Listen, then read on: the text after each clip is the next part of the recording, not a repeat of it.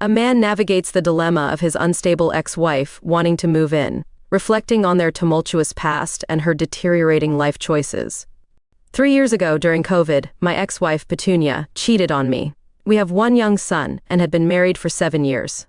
I tried to work things out, but her mom convinced her she cheated because she was unhappy with me. It was a very high conflict divorce, and at first I made a few bad decisions, which included trusting her and letting her have access to our joint bank account. I faced a ton of false police allegations against me and CPS calls, so I put everything up to a camera. I walked with a body cam outdoors and was utterly self-monitored to avoid allegations. A week after I put up the cameras, I caught her and her family breaking into my house. Legally speaking, she did not get arrested because we were still married, but it did look bad in court. However, I took my lawyer's advice and the custody my state gives fathers. Fortunately for me, she fell in love with someone in a European country and handed away most of the rights to my son.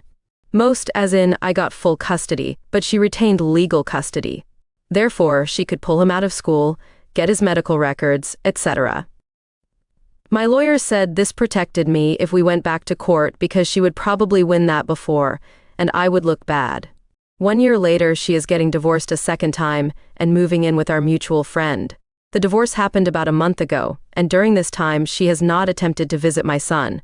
Side note here, my lawyer advised me to play it cool, don't antagonize and don't withhold our son. Also, he told me to buy a house. I am in a position to now, and set down roots to make it harder to take him away from me again. Our divorce was high conflict, and I was terrified she would try and take him from me. I am more than willing to allow her to see her son, and I want to do the right thing and let my son grow up happy. Honestly, that's all I care about. Her history says she is highly volatile, and I am concerned. Current problem, here's where I need advice. I don't want to bury the lead here, so the crux is that she wants to move in for a few weeks until her YouTube career takes off. I am not insane, so I do not have any confidence in said career. I also question her mental health for reasons listed below. What do I do? Our mutual friends, a couple with 3 children, grew tired of Petunia, and for a good reason. They assumed she would do the usual thing, get a job and get back up on her feet. They also work very hard and sometimes struggle to get by. So working 10 hours a day to come home to someone doing absolutely nothing is very discouraging. They gave her a deadline to get out, or they would involve legal matters. That deadline is in a few days, so Petunia has decided to come and ask if she could live with me for a few weeks. Petunia joined some New Age religion. There is a lot of detail to share here, but I want to leave the tangent manageable. Instead, I will link you over to the Aetherius Society.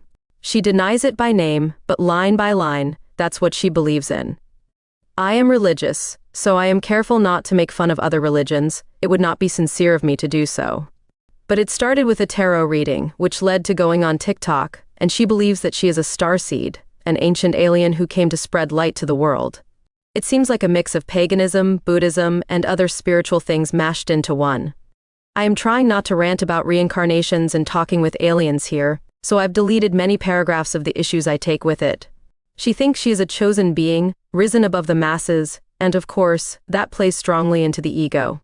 Everyone internally wants to feel like they are unique, and believing you are of some royal bloodline feeds into that.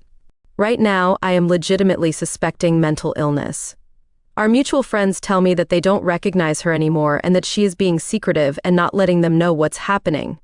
I'm a single dad with 100% custody and 0 support from the other parent.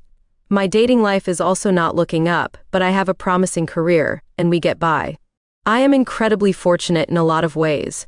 I've been getting a ton of therapy for my codependent behaviors, and I don't need this. She tells me she will be homeless if I don't take her in. She is not speaking with her immediate family because she moved to another country. If I let her in though, it will seriously affect my mental health. What the heck do I do? I am leaning towards calling her bluff and letting her figure it out, though it appears she will never get a job. Would the courts hate that? I am very uncomfortable with this position. OP, your lawyer can give you the best idea of how your judge would react if she took you back to court for custody. But I'm fairly confident this won't do anything but help you. You are protecting your son by providing a safe and stable environment. You said she hasn't tried to see him since moving back from Europe. Letting her move in risks harming your son. I would be shocked if a judge thought your no was a bad thing. Now on to the next story. I'm so happy that my ex-wife is miserable. 3 years ago, I found out my wife was having an affair. She met a guy at work and came home one day telling me she was in love with him, no longer loved me, and wanted a divorce. This was a guy she'd only known for 3 months. At the time, she and I had been together since we were in our 20s.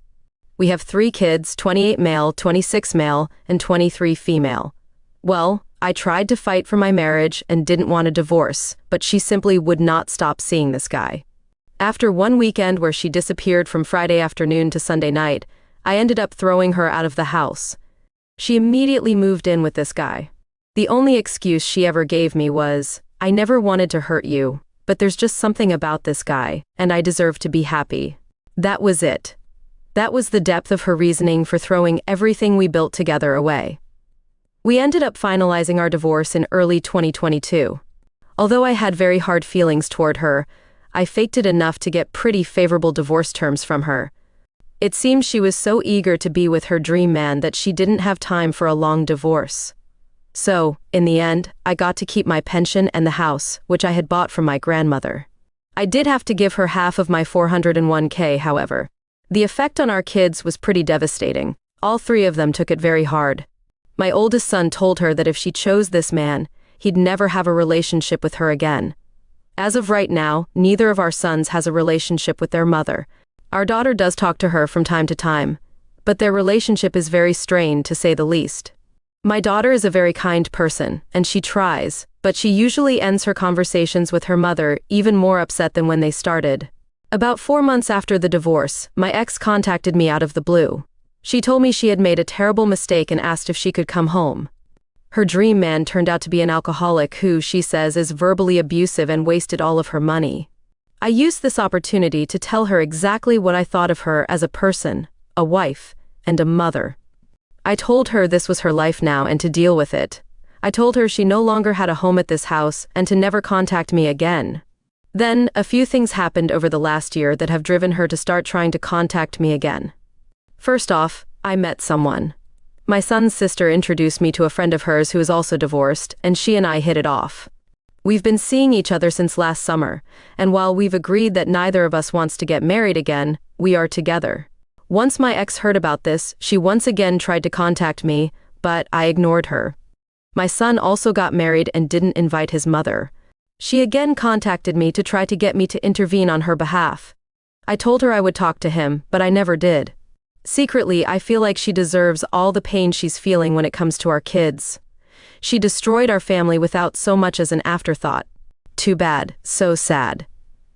Now, she recently told our daughter that she finally broke it off with the dream man because she couldn't take his drinking and total lack of responsibility. He wasted her half of the 401k that I had to give her. He also totaled her car driving drunk. This from a man in his 42nd. Again, she knew this guy for 3 months and torpedoed our whole family for him. On the face of it, I act like I feel sorry for her, but inside I really delight in the fact that she's so unhappy. Call me evil or whatever, I don't care. She brought this on herself, and it serves her right. I actually had to sit there once at night while she got ready for a date with this guy and laughed on the phone with her friend about how awkward our living situation was. I lived in hell for over a year because of her. Wait until she finds out our son and his wife are going to have a baby later this year. Maybe if she had been able to keep her legs closed, she'd get to meet her grandchild. Enjoy your shitty 1-bedroom apartment and your broken-down used car. Me and my new partner will think of you when we're on vacation in Hawaii this summer. Hawaii was the trip my ex and I always planned to take once our daughter finished college. Maybe I'll send her pictures. Well, if it isn't the consequences of my own actions. I mean, OP tried to make it work, and she was in love with some douche. The guy knew she was married and was cool with it. Nah, that's a great ass hat. She got what was coming to her.